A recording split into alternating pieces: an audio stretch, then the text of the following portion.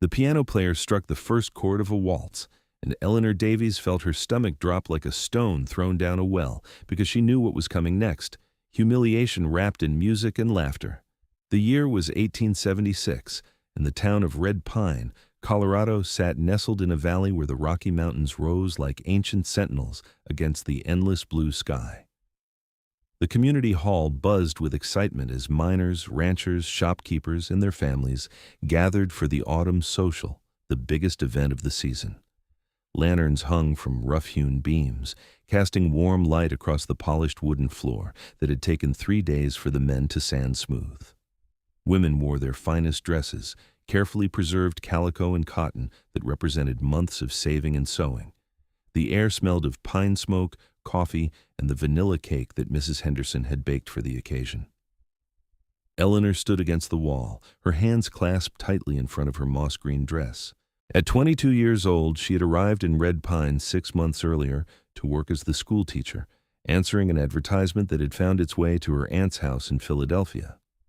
She had needed escape, needed distance from the city that held too many painful memories of her mother's death and her father's subsequent descent into the bottle. The West had seemed like salvation, a place where she could start fresh and build a life of purpose. She had not anticipated the dances. "Miss Davies, may I have this waltz?" Thomas Garrett, the banker's son, stood before her with his hand extended. He was 25, clean-shaven, with slicked-back hair and a confident smile that suggested he had never been refused anything in his comfortable life. Eleanor's throat tightened. "Mr. Garrett, I really should not. I'm not much of a dancer." "Nonsense. Every lady dances. It is the highlight of these gatherings." His tone was pleasant but insistent, the way men spoke when they assumed their attention was a gift you would be foolish to refuse. Before she could protest further, he took her hand and led her onto the floor. Other couples were already moving in graceful circles, their feet finding the rhythm with practiced ease. Eleanor tried to follow, tried to remember the pattern her mother had attempted to teach her years ago, but her feet would not cooperate. She stepped on Thomas's polished boot within the first 3 counts. "Sorry," she whispered, her cheeks burning. "Quite all right. Just follow my lead." But his smile had already tightened. She stepped on his foot again, then again. Her body felt disconnected from her mind, as if someone else controlled her legs and that someone had no sense of rhythm or spatial awareness whatsoever. Other dancers began to notice. She caught the whispers, saw the barely concealed smirks. "Left, right, left," Thomas muttered through clenched teeth, but the instructions only made it worse. Eleanor's feet tangled, and she stumbled forward, catching herself against his chest. Laughter rippled across the room. Not cruel, perhaps, but not kind either. The laughter of people witnessing something amusing at someone else's expense. "She has got 2 left feet," someone called out, and the comment sparked more chuckling. "Maybe 3, another voice added. Thomas stepped back, his expression caught between embarrassment and irritation. "Perhaps we should sit this one out, Miss Davies." Eleanor did not wait for him to escort her off the floor. She turned and hurried toward the door, her vision blurring with tears she refused to let fall in front of these people. She pushed through the heavy wooden door and out into the cool October night, gulping air that tasted of coming frost and wood smoke from a dozen chimneys. The mountains loomed black against the star-scattered sky. She walked quickly away from the hall, from the music and laughter, following the rutted main street past the general store, the blacksmith shop, and the small church with its simple cross. Her breathing came in ragged gasps that had nothing to do with exertion and everything to do with shame. She was the schoolteacher. She was supposed to command respect. But how could she when she could not even manage something as simple as a dance, something every other woman seemed to do without thinking? She had always been this way, even as a child. Her body betrayed her in movement, refusing to find grace or rhythm. Her mother had been patient, but eventually, even she had given up the dancing lessons with a sad smile and a comment about how Eleanor's gifts lay elsewhere. But right now, those other gifts felt like cold comfort. Eleanor found herself near the edge of town, where the buildings gave way to wilderness. A creek gurgled somewhere in the darkness, and pine trees whispered secrets to the wind.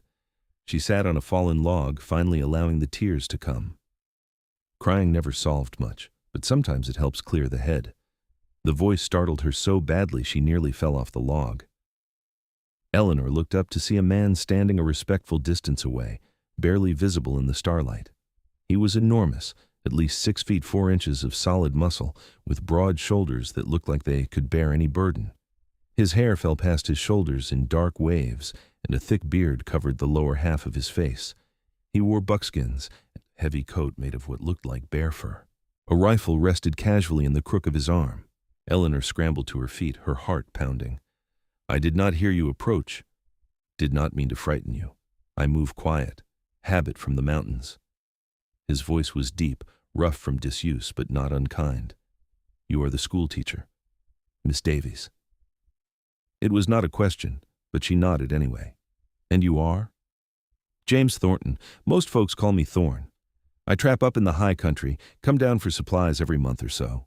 He tilted his head toward the community hall, from which the faint sounds of music still drifted. "You running from the dance?" Eleanor lifted her chin, trying to salvage some dignity. "I needed air." "Uh-huh." He studied her for a moment, and even in the darkness she felt the weight of his gaze. "Heard what they said. About the feet."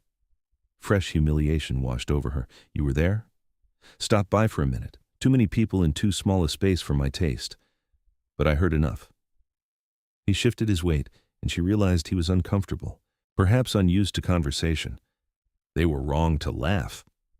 "I do have 2 left feet, though. It is not exactly untrue." "Maybe."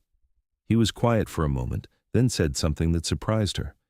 "Or maybe you just have not danced with the right partner, someone who does not care about doing it the way everybody else thinks it should be done." Eleanor stared at him.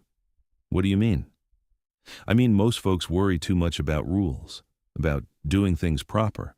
But up in the mountains, there are no rules except staying alive and finding beauty where you can. If a person wants to dance, they dance. Does not matter if they look like a picture in a book while doing it."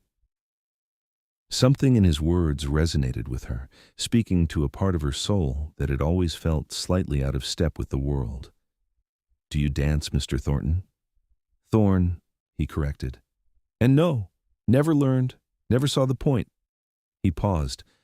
"But I would waltz with you if you wanted. Our own way. No rules, no laughing, just 2 people moving to music only they can hear." Eleanor's breath caught. This strange mountain man, this massive, rough-edged stranger, was offering her something no one else ever had: acceptance without judgment, participation without expectation. "Right now?" she asked, "unless you have somewhere else to be." She did not. She was supposed to be at the dance, but she would never go back there tonight. Probably would avoid the next one, too.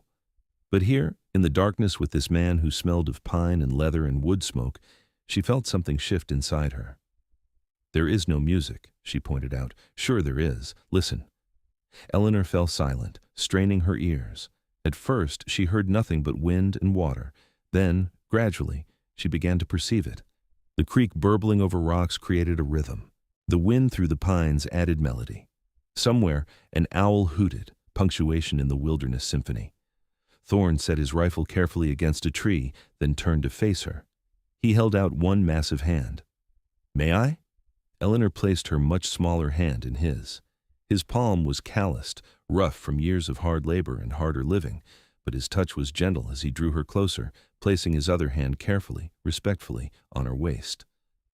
"Now," he said quietly, "forget everything anyone ever told you about dancing.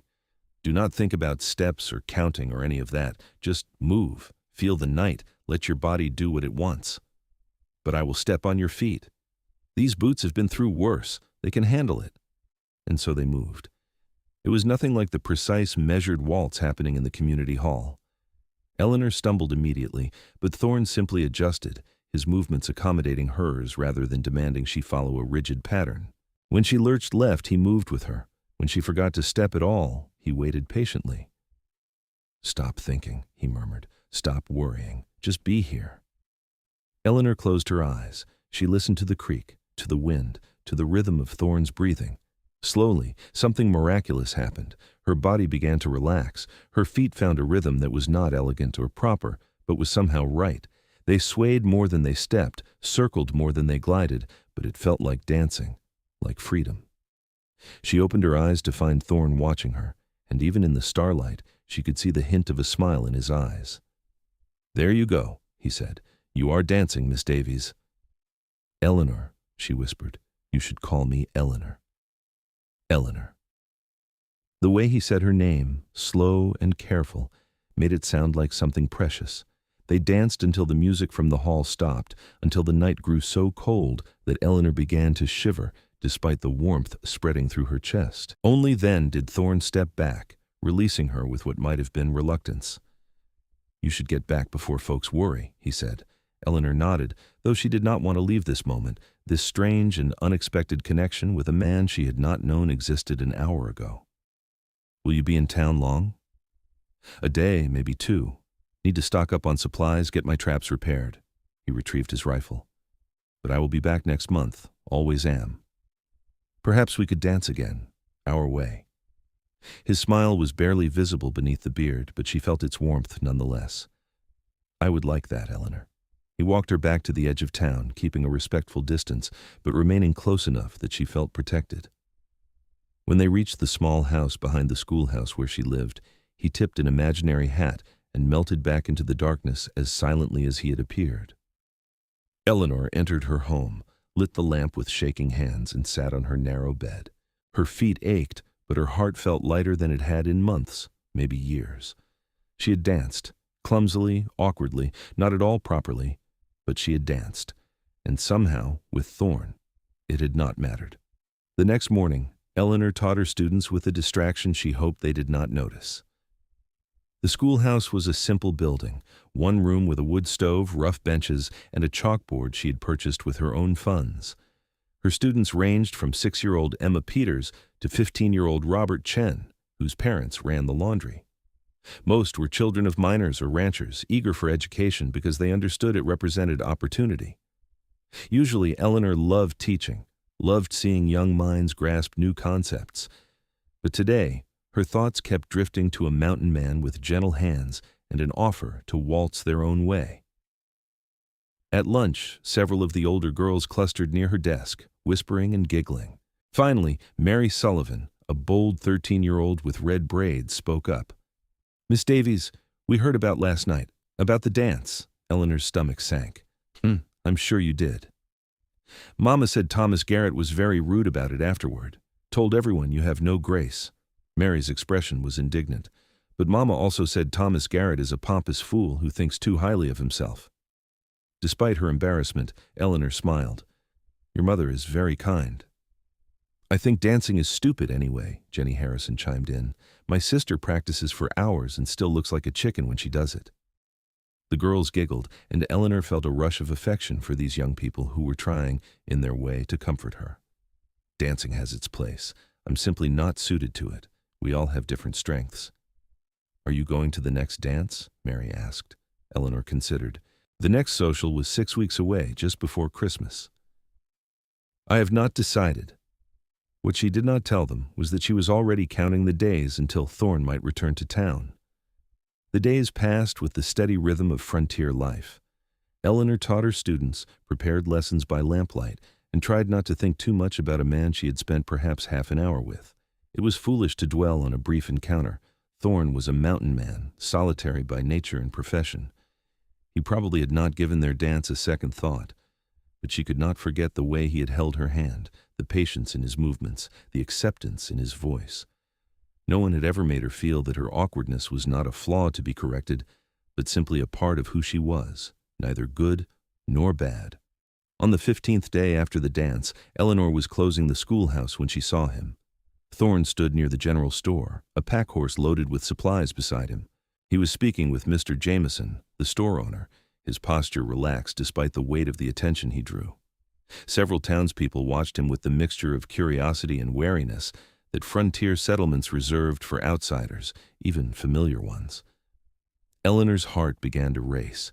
She told herself to be calm, to be sensible, but her feet, those same traitorous feet that could not find a waltz rhythm, carried her across the street before her mind could object. "Mr. Thornton," she said as she approached.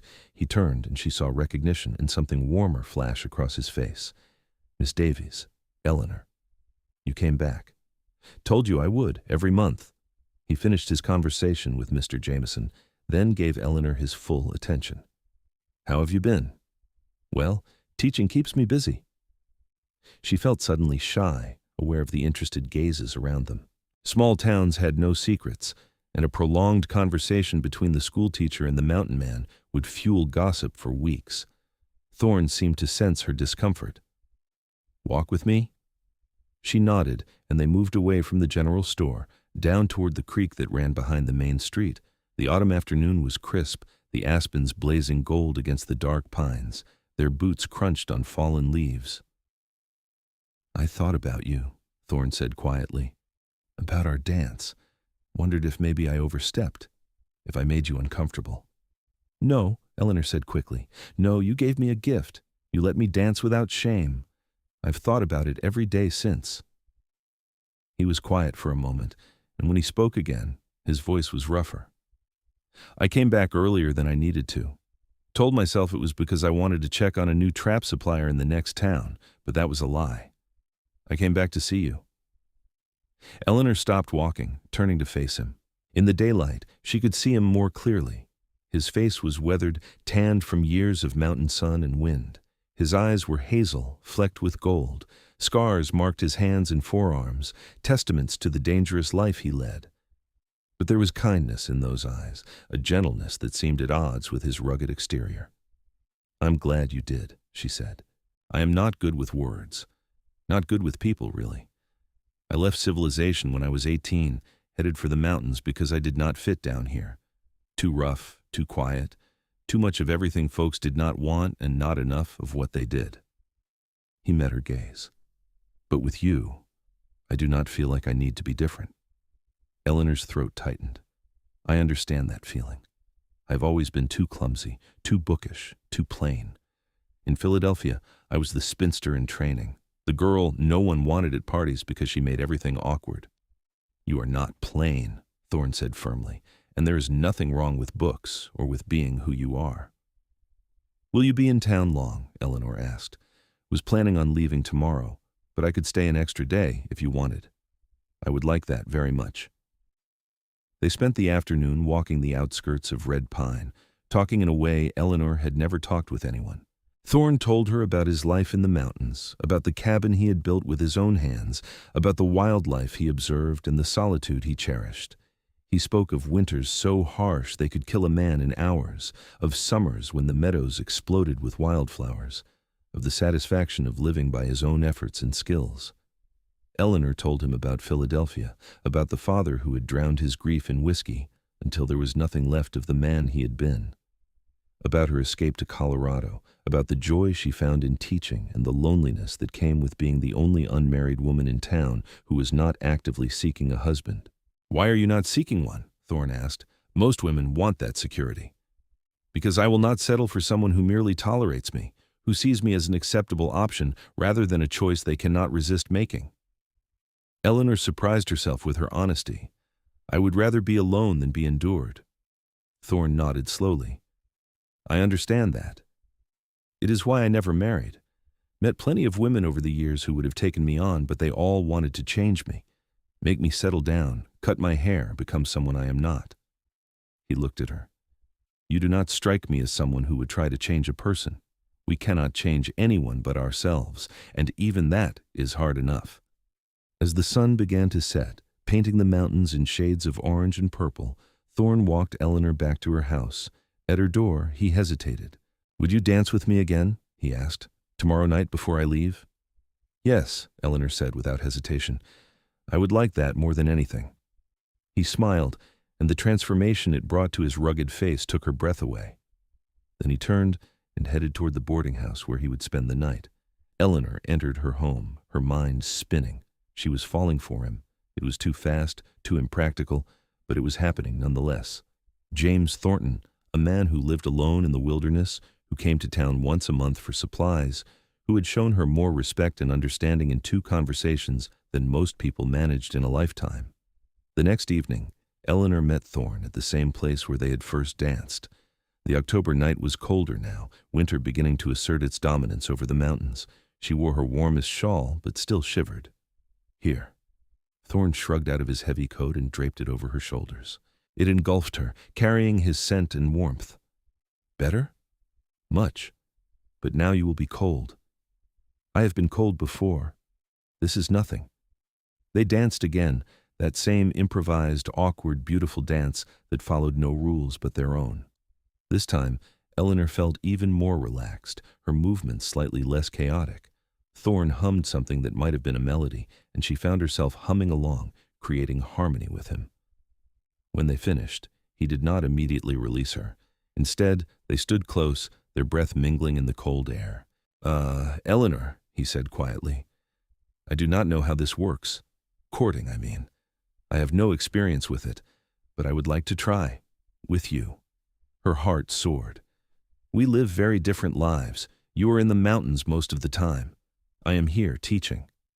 I know, it would not be easy, but I could come down more often, once every 2 weeks instead of once a month, and in the summer when school is not in session, you could come up to the cabin if you wanted.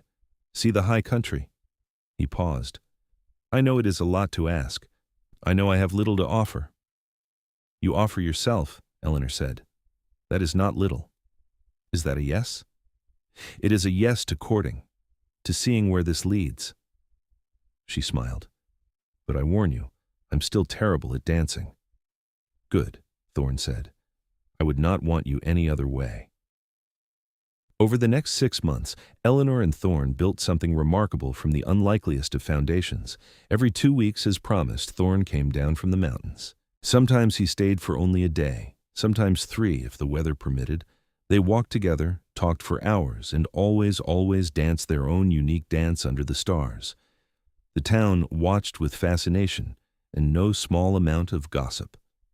The schoolteacher and the mountain man made an odd pair, but even the most cynical observers had to admit there was something genuine in the way they looked at each other. Mrs. Henderson, who ran the boarding house where Thorn stayed, reported that he was unfailingly polite and paid his bills promptly. Mr. Jameson noted that Thorn asked questions about Eleanor's work, her students, her life, with an interest that seemed authentic. Thomas Garrett, still stinging from the humiliation of dancing with Eleanor, made a few snide comments about impropriety and unsuitability, but his mother shut him down with a sharp word. That man treats her better than you treated any girl in this town, she said. Mind your own business. Winter came hard and fast to the Colorado Rockies. Snow piled high, and temperatures dropped so low that water froze in buckets overnight. Thorn's visits became less frequent, not because his interest waned, but because the mountains became treacherous. Twice he arrived covered in snow, having pushed through storms that would have turned back a less determined man. You should not risk yourself like this, Eleanor scolded him after one particularly harrowing journey. He had shown up at her door half frozen, his beard crusted with ice. I told you I would come, he said simply, as if that explained everything. Perhaps it did. She brought him inside, made him coffee, wrapped him in blankets. While he thawed, she told him about her students' progress, about the Christmas pageant they had performed, about the young widow, Mrs. Chen, who had started helping Eleanor with teaching duties. You love it, Thorn observed, the teaching. I do. These children are hungry for knowledge, for opportunity. Every time they learn something new, every time they make a connection, I feel like I am giving them a key that will unlock doors they do not even know exist yet. That is a gift. Not everyone could do that. You have gifts too, Eleanor said. You read the wilderness like I read books. You see patterns and connections. You survive in conditions that would kill most men. That's remarkable. Thorn looked uncomfortable with the praise, the way he always did when she complimented him. It is just what I know. It is more than that. In January, when the snow was too deep for Thorn to safely navigate, he sent a letter with the mail carrier. It was the first letter Eleanor had received from him, and she opened it with trembling hands. His handwriting was rough but legible, the spelling occasionally creative. But the words themselves were poetry. Eleanor, the winter is longer this year, or maybe it just feels that way because you are not at the end of the trail anymore. I am not good at writing fancy words, but I want you to know that thinking of you keeps me warm on the coldest nights. I think about your laugh and the way you do not apologize for who you are. I think about how smart you are and how you see the good in people even when they do not see it in themselves. The mountains are beautiful, but they are empty without you. I will come down as soon as I can. Until then, know that you are in my thoughts with every sunrise and every star. Yours, Thorn.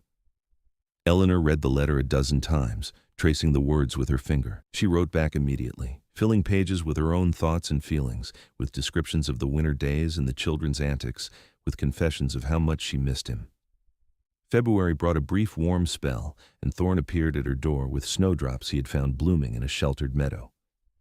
"First flowers of the year," he said, handing them to her, "made me think of you, something delicate and beautiful that survives the hard seasons." "I am not delicate," Eleanor protested, but she was touched by the gesture. "Maybe not delicate," Thorn amended, "but beautiful, yes, and strong in ways you do not give yourself credit for." That evening, as they walked through the snow-covered streets, Eleanor asked the question that had been weighing on her mind. "Thorn, what happens when summer comes?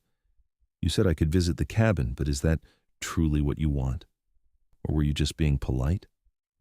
He stopped walking, turning to face her. "Eleanor, I have lived alone for 12 years, by choice. I like solitude, need it even. But since I met you, the cabin feels too quiet. The winters feel too long. I would like nothing more than for you to see my home, to spend time there with you.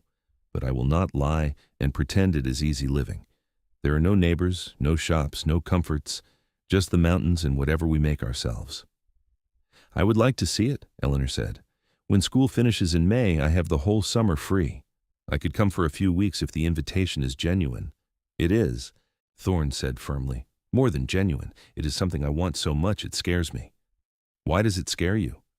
"Because I am afraid you will see my life up there and realize I am asking too much, that you deserve someone who can give you a proper house in town, neighbors, society. Someone who does not smell like wood smoke and wear buckskins." Eleanor took his rough, scarred hand in hers. "I left society behind in Philadelphia. I chose this frontier life, and I am choosing you if you will have me." Thorn pulled her close, wrapping his arms around her in an embrace that felt like safety and homecoming all at once. "I will have you," he whispered into her hair, "in whatever way you are willing to be had." They stood like that for a long time. Two people who had both been outcasts in their own ways, finding in each other a belonging they had never expected to feel. Spring came slowly to the mountains, but when it arrived, it transformed the landscape. The snow retreated to the highest peaks, revealing meadows carpeted with wildflowers, streams swelled with meltwater, rushing and roaring. Eleanor finished the school year with a sense of anticipation that made her restless. When the last day of term arrived and she dismissed her students for the summer, she felt both relief and nervousness. Thorn was coming to get her the next day, to take her up to his cabin for a month. She had packed carefully, choosing practical clothes, sturdy boots, and books she thought they might enjoy reading together. She had also written to her aunt in Philadelphia, explaining that she would be unreachable for several weeks, staying with a friend in the high country. It was not quite a lie, but it was not quite the truth either. Mrs. Henderson had raised her eyebrows when Eleanor mentioned her plans. "Month alone with a man in the wilderness," she said. "Folk will talk." "Folk always talk," Eleanor replied. "I'm 22 years old and capable of making my own decisions." "True enough, and that man of yours seems decent. But you be careful just the same. Mountains are dangerous, and not just from the wildlife." "Thorn would never hurt me." "I do not think he would," Mrs. Henderson agreed. "But intentions and actions do not always line up, especially when feelings are involved. You just keep your wits about you." Eleanor appreciated the concern, even as she chafed against the implication. She knew her own mind, she knew what she wanted, and she wanted to understand the life Thorn led, to see if she could fit into it or if it could somehow fit into hers. Thorn arrived at dawn, leading 2 horses. One was his usual mount, a sturdy bay gelding. The other was a gentler mare, already saddled. "This is Willow," he said, gesturing to the mare. "She is patient, good for someone still learning." "I am a terrible rider," Eleanor warned. "Then you will fit right in with your terrible dancing." Thorn smiled. "We will take it slow." The journey up the mountain took the better part of the day. They followed trails that were barely visible, winding through aspen groves and pine forests, climbing steadily higher. Eleanor's thighs ached within the first hour, but she refused to complain. The scenery was spectacular, vast vistas opening up as they gained elevation. She saw deer grazing in meadows, eagles soaring overhead, and once, in the distance, what might have been a bear. Thorn rode slightly ahead, but he checked on her frequently, adjusting their pace when he saw her struggling. Around midday, they stopped beside a crystal-clear stream for lunch. Thorn had brought bread, cheese, and dried meat. They ate sitting on sun-warmed rocks, dangling their feet in the icy water. "How much farther?" Eleanor asked. "Another 3 hours, maybe 4. You holding up all right?" "I'm sore in places I did not know could be sore, but yes, I am all right." "You're doing well. Better than most would on their first mountain ride." They reached the cabin as the sun was beginning to lower toward the western peaks. It sat in a small clearing, surrounded by towering pines, with a creek running nearby. The structure was simple but solid, built from logs Thorn had cut and fitted himself. A stone chimney rose from one side. A small porch fronted the building, with a chair positioned to overlook the valley below. "It is not much," Thorn said, suddenly seeming uncertain. "One room, basically. But it keeps out the weather and the animals." Eleanor dismounted, wincing at the stiffness in her legs, and walked closer to the cabin. It was rustic, certainly, but there was something appealing about it. Something honest. This was a home built by necessity and skill, every log placed with purpose. "Show me inside," she said. The interior was dim until Thorn lit a lantern. The space was perhaps 20 feet by 20 feet, with a large fireplace dominating one wall. A bed frame with a straw mattress occupied one corner. A rough table and 2 chairs sat near the fireplace. Shelves held supplies, tools, and a surprising number of books. Furs and hides were stacked neatly along one wall. Everything was clean and organized, the space of someone who understood that in the wilderness, disorder could mean death. "Books?" Eleanor said, moving toward the shelves. "You have books." "Reading helps pass the winter nights." Thorn sounded almost defensive. "I know I am not educated like you, but I like stories." Eleanor scanned the titles. There were adventure novels, some poetry, a well-worn Bible, and several natural history volumes. "What is your favorite?" "There's a book of Greek myths I've read probably 10 times. Something about those old stories appeals to me. Heroes fighting monsters, gods interfering in human lives, people trying to find their way home." He paused. "Though most of the heroes are fools who cause their own problems." Eleanor laughed. "That's a very astute observation."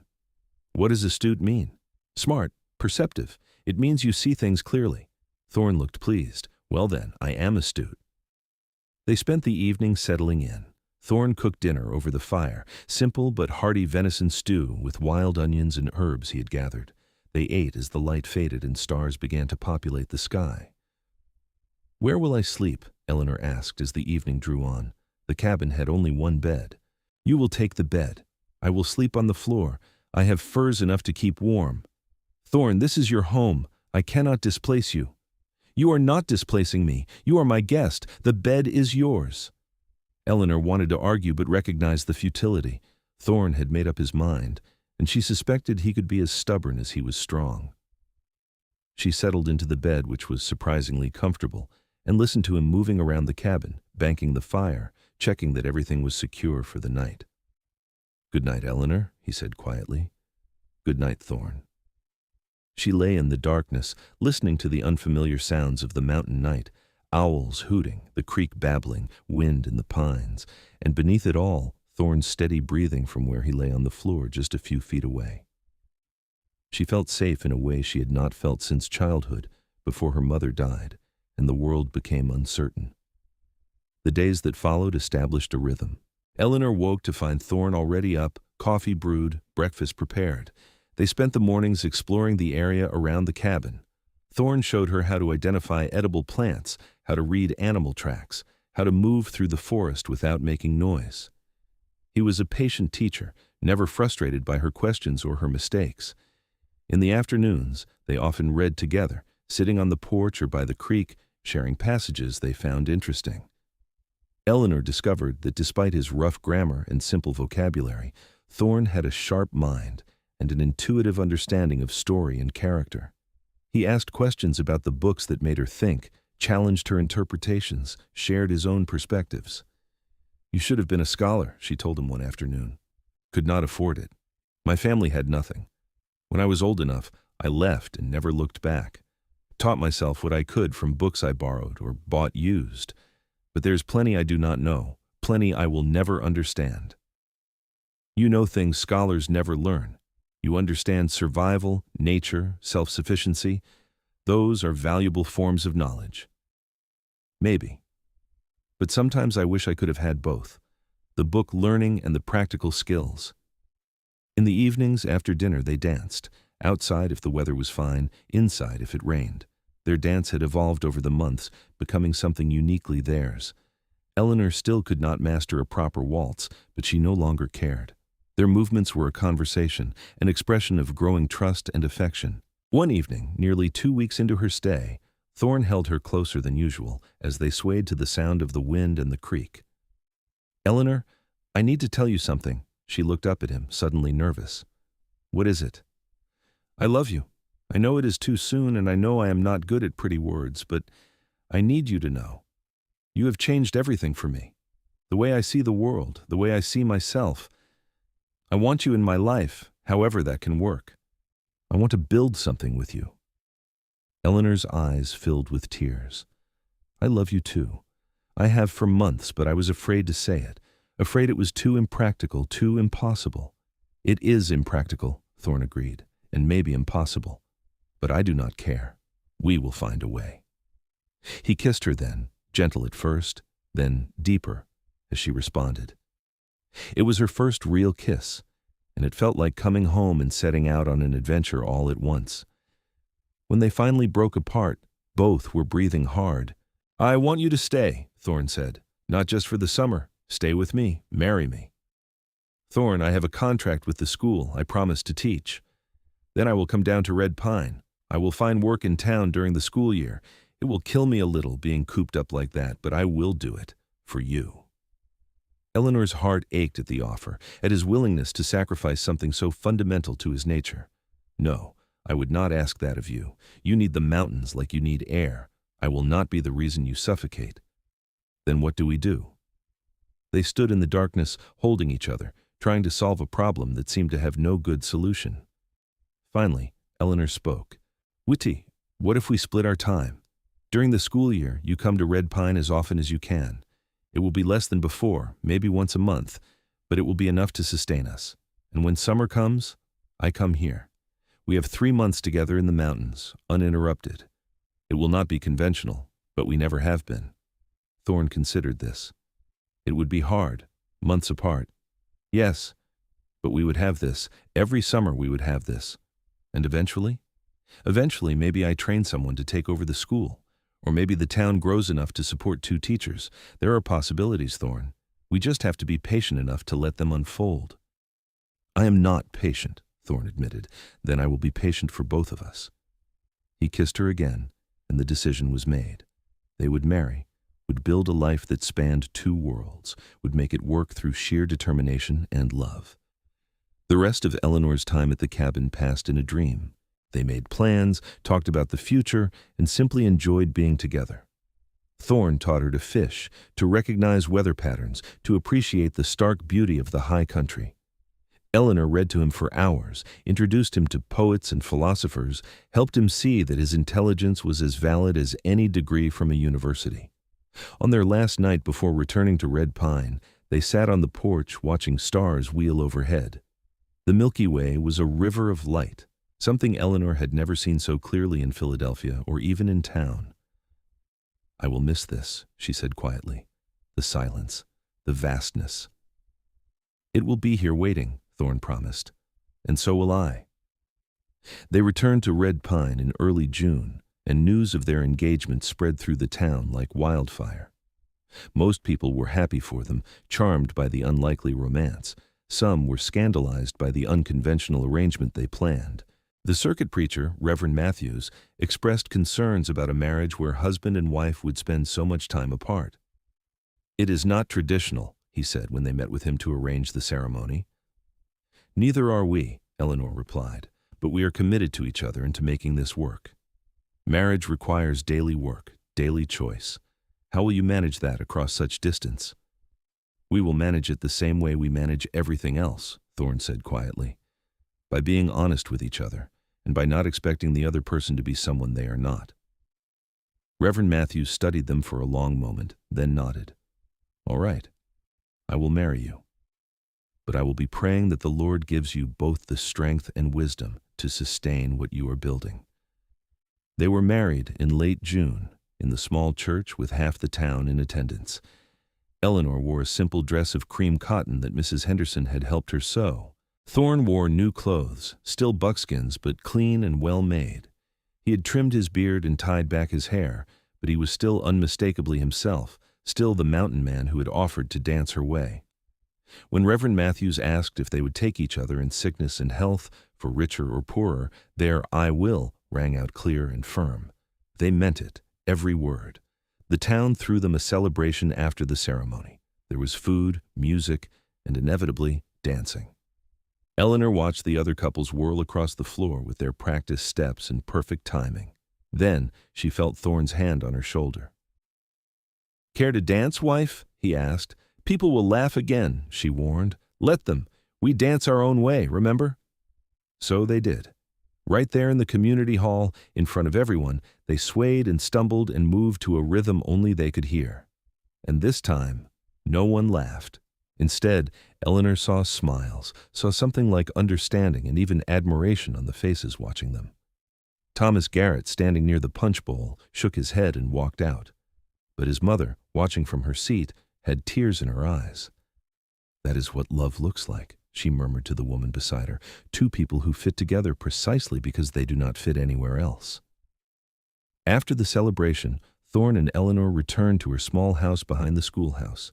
It would be their home during the school year, cramped and simple, but theirs.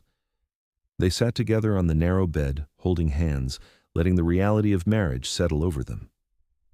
"Are you happy?" Thorn asked. "Happier than I knew I could be, are you?" "Yes, and terrified?" He smiled. "But mostly happy." They lay down together, fully clothed at first, just learning the feel of sharing space. Eventually, shyly, they undressed and explored this new aspect of their relationship. They were both inexperienced, awkward, and sometimes fumbling, but there was tenderness in the discovery, humor in the mistakes, and deep connection in the intimacy. Afterward, as they lay tangled together in the narrow bed, Eleanor whispered, "This is like dancing, finding our own way." "Better than dancing," Thorn replied, and she felt his smile against her hair. The summer of 1877 was the happiest of Eleanor's life. She and Thorn returned to the cabin, and this time she was not a guest, but a partner. They worked together on projects, improving the cabin, preparing for winter. Thorn taught her to shoot a rifle, insisting she needed to be able to protect herself in the mountains. Eleanor taught him mathematics, showing him how to calculate more efficiently, how to keep better records of his trapping yields. They hiked to high meadows where elk grazed, swam in icy mountain lakes, and made love under the stars. They talked for hours about everything and nothing. They read together, cooked together, and built a life together that was unlike anything either had imagined, but perfect for who they were. When August arrived and Eleanor needed to return to Red Pine to prepare for the school year, the parting was painful. They stood outside the cabin, holding each other, neither wanting to let go. "It is only until December," Eleanor said, trying to comfort them both. "Christmas break. We will have 2 weeks together." "I know, but knowing does not make it easier." Thorn cupped her face in his hands. "You are everything to me. You know that, right?" "Yes, and you are everything to me. We will make this work." The next 3 years established the pattern of their marriage. Autumns and winters, Eleanor taught in Red Pine while Thorn lived entrapped in the mountains. He came down once a month, sometimes twice if conditions allowed, staying for a few days each time. Those brief visits were intense, packed with conversation and connection and physical intimacy, trying to fit weeks of togetherness into days. Springs and summers, Eleanor went to the cabin. 3 blessed months where they lived as normal couples did, waking together, working together, sleeping together. The mountains became as familiar to Eleanor as the schoolhouse, the patterns of wildlife and weather, as known as the patterns of her students' learning. It was not easy. There were times when Eleanor felt crushing loneliness in Red Pine, when she lay alone in bed and ached for her husband's presence. There were times when Thorn, snowed in at the cabin for weeks on end, felt the isolation more keenly, because he knew what he was missing. They wrote letters constantly, pouring their hearts onto paper, creating a written record of their love. In the winter of 1879, Eleanor discovered she was pregnant. She had suspected for a few weeks, but when she finally confirmed it with the town's doctor, her emotions were complicated. Joy at the prospect of a child with Thorn, but also fear about how this would change their already complicated arrangement. She waited until Thorn's next visit to tell him, pulling him into the house before he could even unload his horse. "I have news," she said. "I am pregnant. We are going to have a baby." Thorn's eyes went wide. For a moment he said nothing, and Eleanor's heart clenched with sudden fear. Then a smile broke across his face, so bright it seemed to light the room. "A baby? We are having a baby?" "In July, I think. Maybe early August." He pulled her into his arms, lifting her off her feet despite her protests that she was too heavy now. "This is the best news, the very best. A child, our child."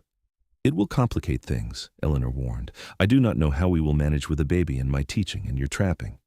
"We will figure it out. We always do." He set her down gently, his hand moving to rest on her stomach, which was just beginning to show a slight curve. "We're going to be parents." The pregnancy progressed smoothly through the winter and spring. Eleanor continued teaching until late May, when the physical demands became too great. Mrs. Chen agreed to take over for the last few weeks of term.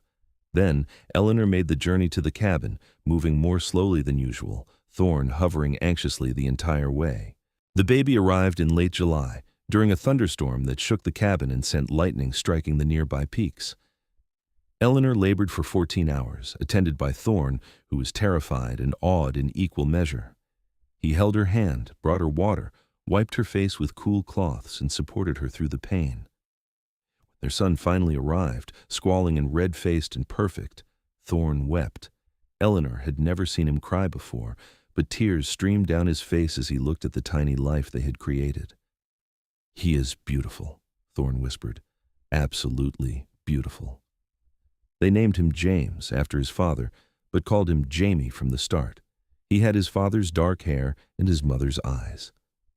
From the beginning, he seemed at home in the mountains, calm in the wilderness that surrounded them. The addition of a child complicated their arrangement, but they adapted. When autumn came and Eleanor needed to return to Red Pine, they brought Jamie with them. The town was delighted with the baby, and Eleanor found that teaching with an infant was challenging but manageable.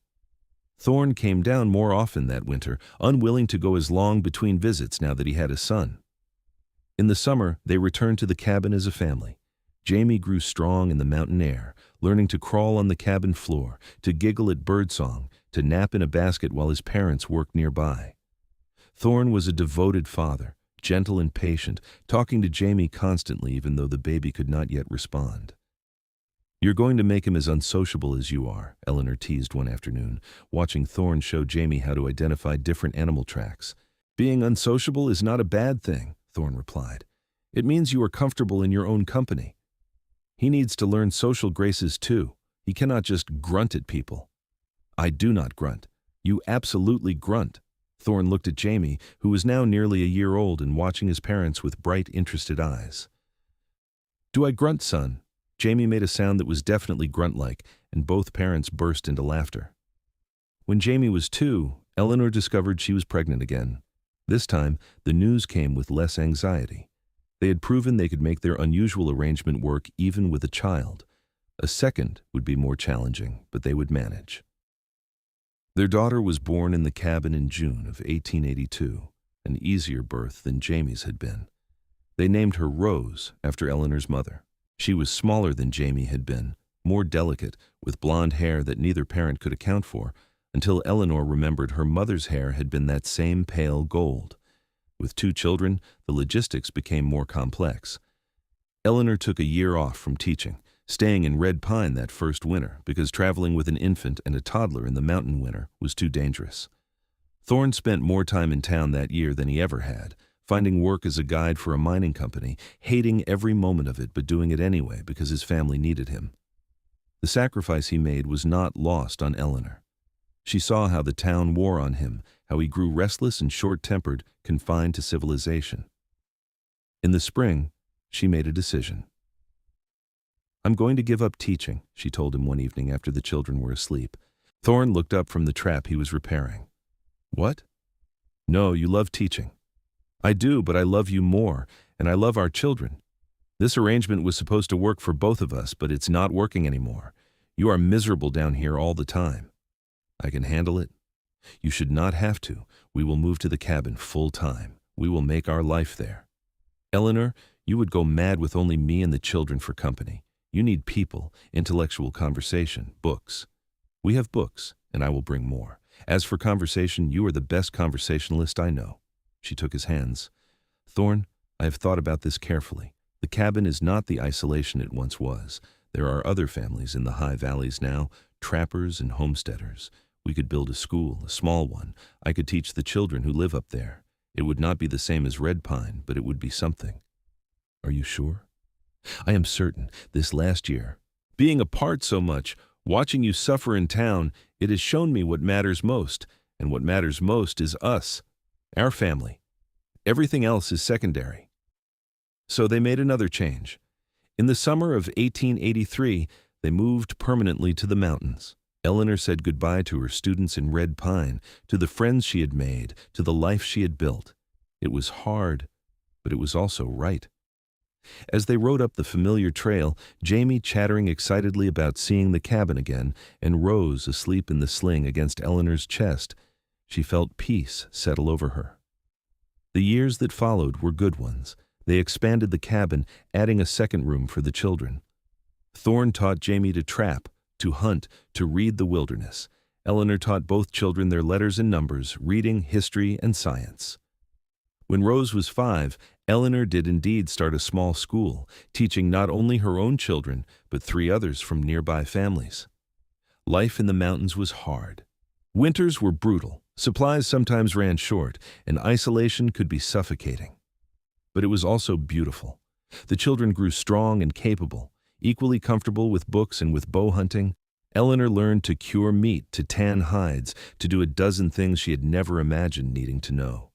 And through it all, she and Thorn remained deeply in love, still dancing their own way under the stars, still finding joy in each other's company. When Jamie was 10 and Rose 8, Eleanor discovered she was pregnant again. This third pregnancy was unexpected and harder than the previous 2. She was 37 now, and her body struggled more with the demands. But in the spring of 1891, a second son was born, healthy and loud. They named him Michael, and he completed their family. Michael grew up wilder than his siblings, more creature of the mountains than of civilization. By the time he was 5, he could track a deer, identify 50 different plants, and recite poetry. He was the perfect synthesis of his parents, Eleanor said, book-smart and wilderness-smart, equally comfortable in both worlds. As the children grew, Thorn and Eleanor began to discuss the future. Jamie, now a young man of 16, was talking about working with his father, taking over the trapping eventually. Rose, 14 and brilliant, wanted to go to a proper school, to study science and maybe become a teacher like her mother. Michael, at 7, was still too young to know what he wanted beyond the next adventure. We did it, Thorn said one evening as they sat on the porch, watching the sun set over the peaks. The children were inside, arguing good-naturedly over a card game. We built this life, this impossible, improbable life, and it worked. It worked because we were willing to be unconventional, Eleanor said, because we danced our own way. Still do, Thorn stood, offering her his hand. Care to dance, wife? Eleanor took his hand, her joints aching more than they once had, her body marked by years of hard living and childbearing. But when Thorn pulled her close and they began to move, swaying to the rhythm of the wind and the creek in their own hearts, she felt young again, felt like that awkward girl who could not find the beat, dancing with a mountain man who did not care about the rules. I love you, she whispered. I love you too. Forever. They danced until the stars came out, until the children called them inside, until their legs were tired and their hearts were full. The years continued to pass. Jamie did indeed take over much of the trapping, working alongside his father, the 2 men moving through the mountains like shadows. Rose went down to Red Pine to attend school, living with Mrs. Henderson, who had aged but was still running her boarding house. She excelled, eventually earning a scholarship to a college in Denver, something that filled Eleanor with fierce pride. Michael, as he grew, proved to be the most social of the three children. He loved the mountains, but also loved people, could talk to anyone, could make friends anywhere. At 14, he announced he wanted to be a guide, to help people experience the wilderness safely. Like father, like son, Thorn said with amusement, except you actually like people. I like some people, Michael protested, just not all at once. In 1903, Thorn and Eleanor celebrated their 26th wedding anniversary. They were both in their 50s now, their bodies showing the wear of decades of hard living. Thorn's hair was more gray than dark, and his joints ached on cold mornings. Eleanor's eyesight was weakening, requiring reading glasses for the books she still devoured. But they were healthy, happy, and more in love than ever. Jamie, now 31, had married a girl from a neighboring homestead. They had 2 children of their own, living in a cabin Jamie had built less than a mile from his parents. Rose, 29, had returned from college with a degree and a fiancé, a young professor who was willing to come to the mountains because that was where Rose's heart lay. Michael, 19, was indeed working as a guide, leading hunting parties and tourist expeditions into the high country. On the evening of their anniversary, the whole family gathered at the original cabin. The space was crowded, full of laughter and conversation and the chaos of grandchildren. They ate a feast that everyone had contributed to: elk steak and trout, wild vegetables and berries, bread that Rose had learned to bake in a Dutch oven. After dinner, as the light faded, someone suggested dancing. A grandson had brought a fiddle, and he began to play, the music floating out over the clearing, couples paired up, swaying and stepping. "Grandma cannot dance," one of the grandchildren said innocently. "Everyone says so." Eleanor felt a moment of the old shame, but then Thorn's hand was on her shoulder. "Your grandma dances just fine," he said firmly. "She just dances her own way." He led her out into the center of the clearing. The fiddle played, but Eleanor and Thorn did not follow its rhythm. They moved to their own music, the same improvised, awkward, beautiful dance they had been doing for 27 years, stumbling and swaying, holding each other close, not caring what anyone thought. Around them, the family watched with smiles and misty eyes. The grandchildren looked confused at first, then delighted. Then they began to join in, making up their own dances, moving however they wanted.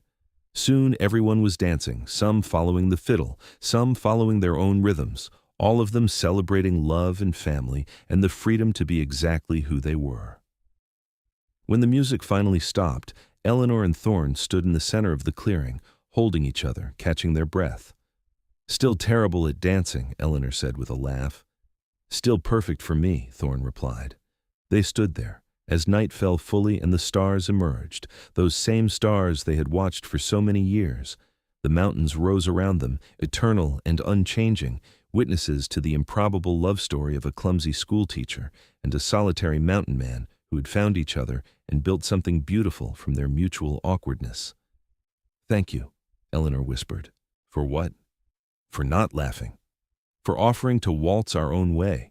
For loving me exactly as I am." Thorn pulled her closer, resting his forehead against hers. "Thank you for seeing me, for not trying to change me, for being brave enough to build this impossible life." As the family began to drift inside, lighting lamps against the darkness, Eleanor and Thorn remained outside a moment longer. The clearing where they had first danced all those years ago, where they had courted and married and raised children, where they had built a life that defied convention and expectation. "No regrets?" Thorn asked quietly. Eleanor thought about everything she had left behind: the city, the conventional life, the easier path. Then she thought about everything she had gained: love that transformed her, children who made her proud, a life of purpose and meaning. "Not one single regret," she said firmly. "This was the best dance of my life." And there, under the Colorado stars, with their family gathered nearby, and their love as strong as it had been that first night, they held each other and swayed gently to music only they could hear. Two people who had been told they did not fit, who had found each other and proved that fitting was overrated.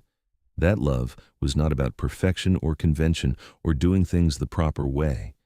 It was about finding someone who saw you, truly saw you and chose to waltz through life at your side, whatever rhythm that might take. The years ahead would bring more changes.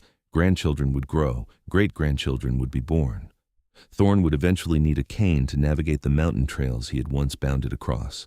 Eleanor's hands would become too arthritic to write as much as she wanted, but through it all, they would have this.